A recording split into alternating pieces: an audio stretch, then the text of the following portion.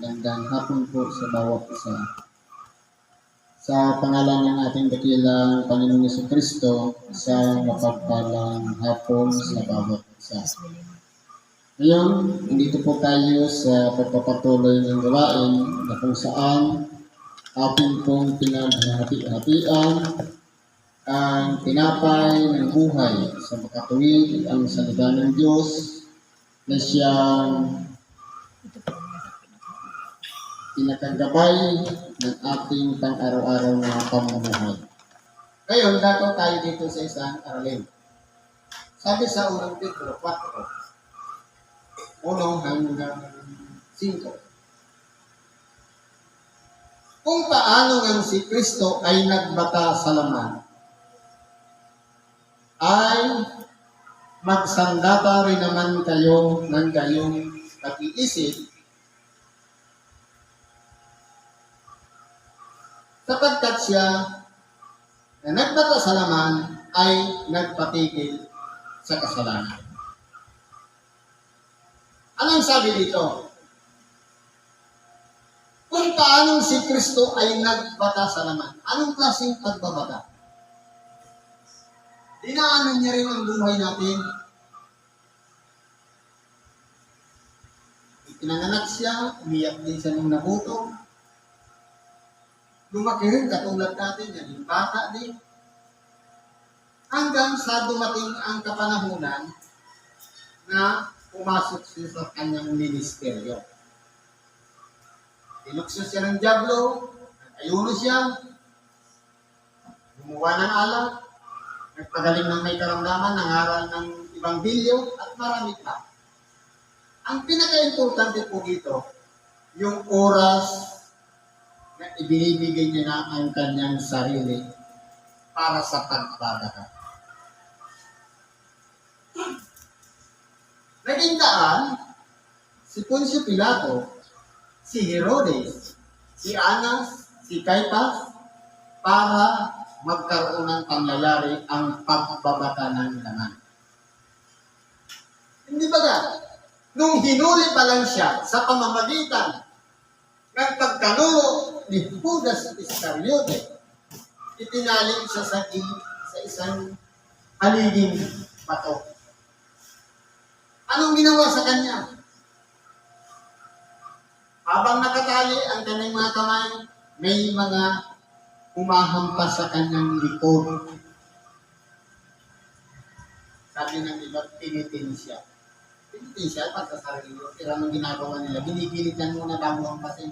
Pero kay Kristo, ang hinampas sa kanya, hindi lang latigo, kundi parang mga kadina. Na ang bawat dulo may kawil na para bagang likod ng martilyo. May sima.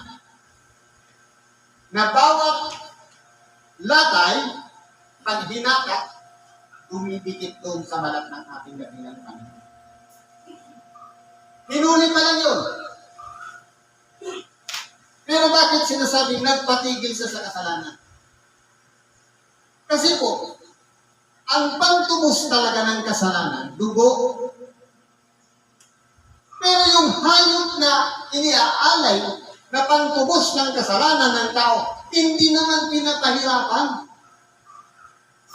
Kundi ginigilitan lang, ibinubuhos ang dugo, tapos nagtubos siya sa pagkakasala. Pero kay Kristo, hinampas po siya. Yung laman niya mismo ang dumanas ng bawat latay o kagupit na dumating o dumapok sa kanyang mga balat. Nangyari ba yan sa mga maayos na mga tupa, mga baka na iniaalay para pantubos sa kasalanan? Hindi po. Pagkaturo lang ng dugo, wala na, libing na. Pero kay Kristo, hinampas po siya. Kaya, meron siyang kapangyarihan patigilin ang kasalanan dahil matapos na dati naging ritual na lang sa tao ang pag-aalay ng buhay ng hayop, ayon sa pagkakasala ng bawat isa, papatulo ang dugo. Pero nung si Kristo na ang nag-alay ng kanyang buhay, naputol na yung nakasangayan ng tao na ang hayop iniaalay para ipatulo ang dugo. Dahil kay Kristo, naputol na po yun. Lalapitan na lang natin ng pananalig na sa pamamagitan ng bawat latay na tinanggap ng ating dakilang Panginoon, kasama na tayo doon sa tinubos ang ating mga kasalanan. Kaya po, hindi ordinaryo yung dinanas ng ating dakilang Panginoon. Hinuli pa lang, meron na siyang latay. Ano pang ginawa? Nilagyan ng kurunang tinik. Kung aralin mo yung buhay ni Abraham, ikaw na yan sa ating dakilang Panginoon. Si Abraham, dumating, ay nagkagulang na wala siyang anak. Malawa ang Hel, nangako na magkakaroon ng anak. Sabi nga nisa, sa tanda kong ito, manganganak pa. Ibaga, ibinigay ngayon si Isaac. Ano ang sabi sa kanila? Nung malaki na si Isaac, pumunta tayo ka nga sa bundok, mag-alay ka. Hindi baga, lumalarawan si Isaac sa kalagayan ni Kristo. Bitbit niya ang kahoy. Di ba bitbit din ni Kristo ang kahoy? Nasaan na yan yung iaalay? Yung bugtong na anak ni Abraham. Bugtong din na anak ng Diyos ang ating dakilang Panginoon. Saan galing yung kurunang tinik? Yun yung tinik na bumalot doon sa tunay na iaalay na kordero nandun sa gilid, kahalili ni Isaac. Na inilagay na yun sa ulo ng ating dakilang Panginoon. Kurunang tanik. Patunay,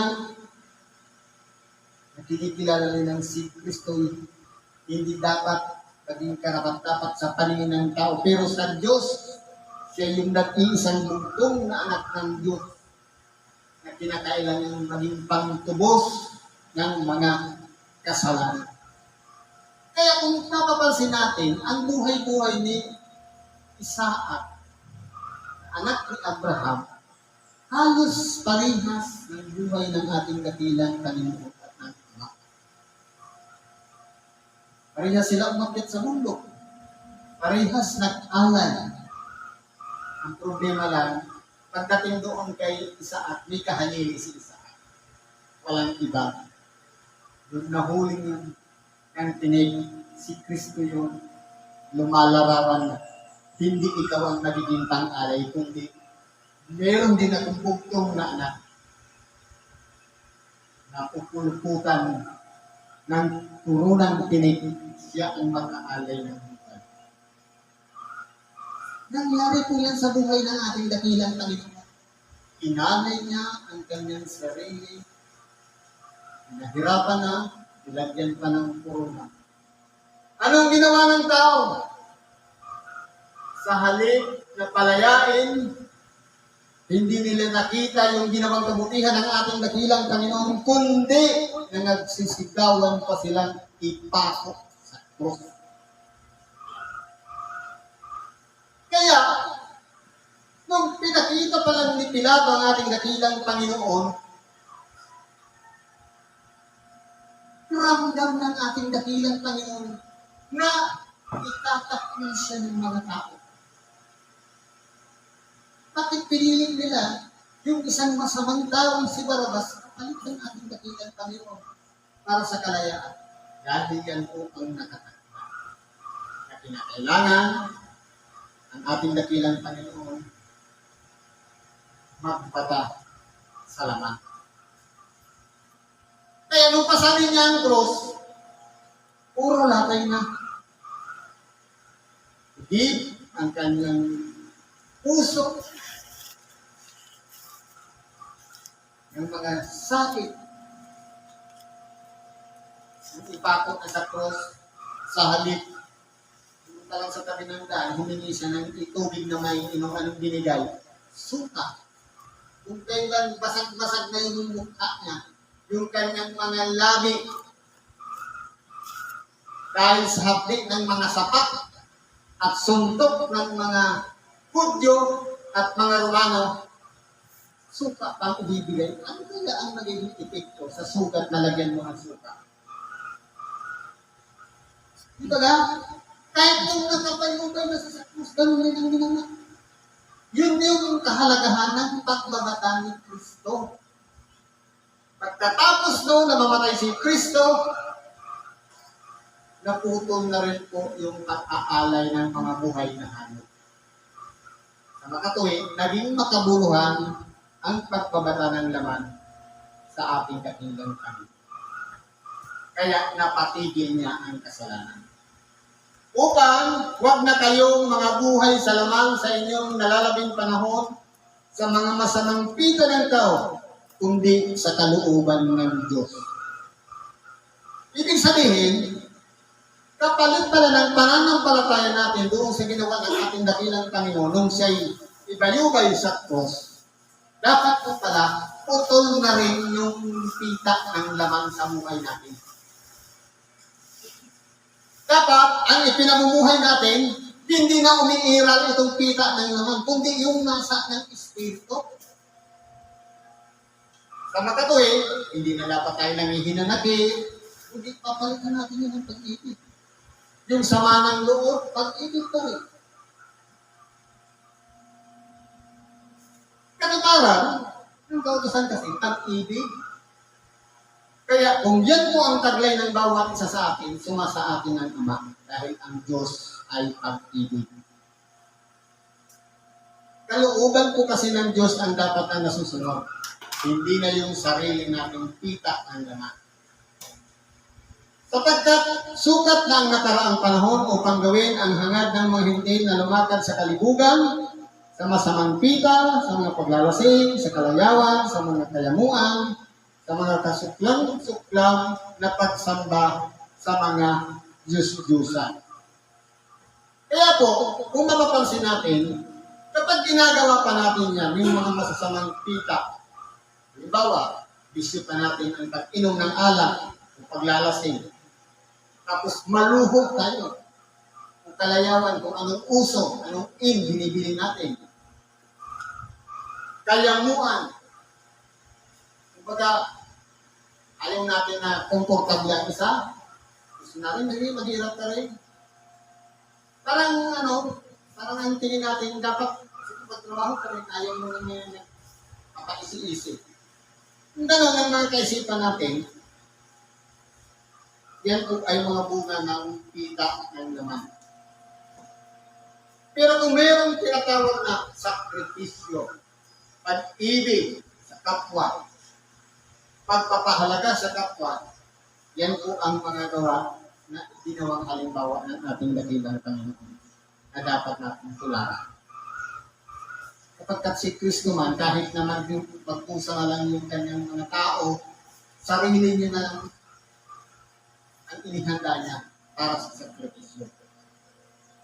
Ikinahanga nila ang mga bagay nito na kayo'y hindi nakikitatlong kasama nila sa gayong pagpapatalabis ng kaguluhan, kung kaya't kayo'y pinagsasalitaan ng masama.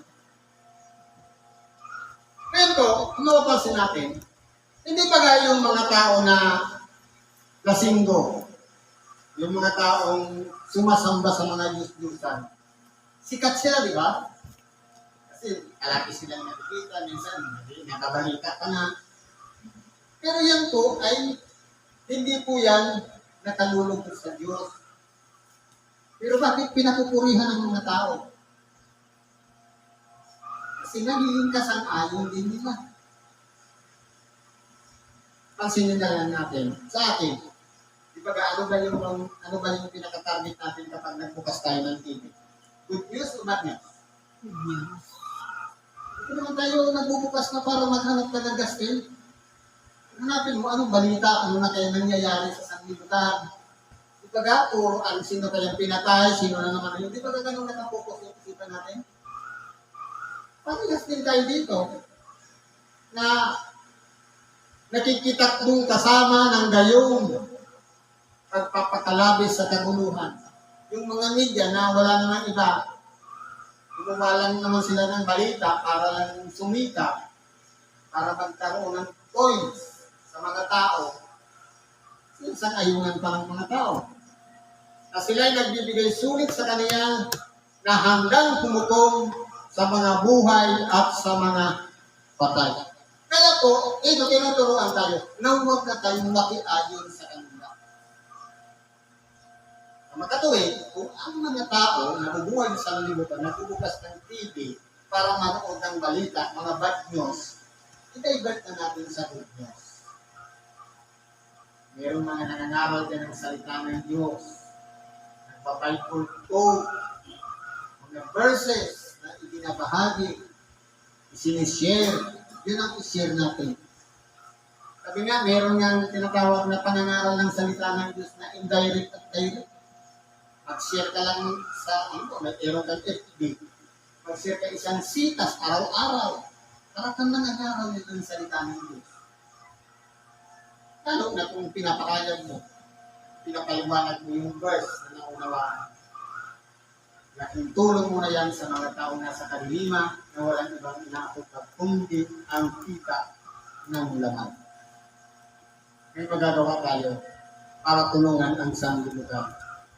Na sa halip, mapahamak sila, mapunta sila doon sa tinatawag na buhay na walang hanggan. Iyan din ang pinaka-target ng bawat isa sa atin. Mapunta tayo doon sa kaharian ng Diyos, doon sa kanyang kalwalhatian. Kaya dapat sama-sama tayo doon. Walang iwanan, magtulungan tayo. Magdalahan ang pasanin sa isa't isa. At walang iwanan. Sama-sama tayo doon sa buhay na walang hanggan. Siguro kung nandito na lang, natin natin sa oras nito, salamat sa Diyos. At ano man ang ating mga kahilingan, karayang ipagkapugala natin sa Diyos, sa ngalan ni Kristo Jesus. Salamat at isang mapagpalang hapon sa bawat isa.